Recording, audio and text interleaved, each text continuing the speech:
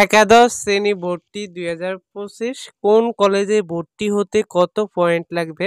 সরকারি কলেজে কেমন পয়েন্ট লাগবে? আর বেসরকারি কলেজে কেমন পয়েন্ট লাগবে? এটা নিয়ে আমরা আলোচনা করব। আরও নানা বিষয় আলোচনা করব।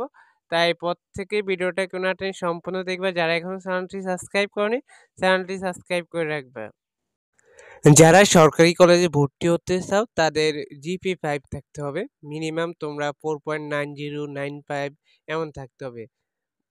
বলতে পারো যে জিপিএ 5 থাকলেই তুমি সরকারি কলেজে চান্স পাবা, না হয় পাবা না।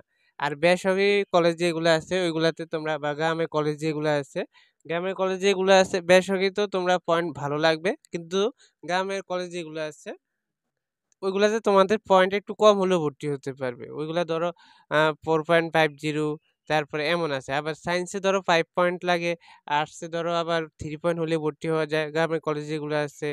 তারপর তোমাদের যে কমার্সে 4 পয়েন্ট বা 3.50 এমন হলে ভর্তি হওয়া যায় গ্রামের কলেজ যেগুলো আছে, হ্যাঁ? আর সরকারি কলেজ যেগুলো আছে এগুলাতে তোমাদের সায়েন্স থেকে লাগবে জিপিএ 5, তারপরে কমার্স থেকে অনেক সময় জিপিএ 5 লাগে, তারপর আর্টস থেকেও জিপিএ 5 লাগে, কলেজ ভেদে ভিন্ন।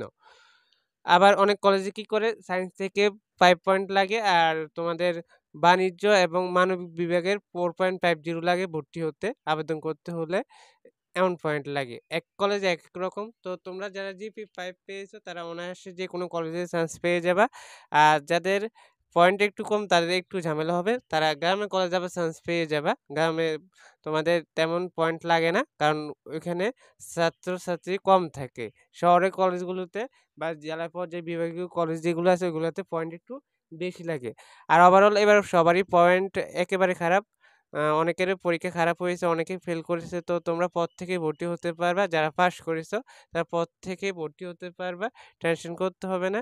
ভর্তি কয়েকদিন পর থেকে শুরু হয়ে যাবে। পর থেকে ভর্তি হয়ে যাবা।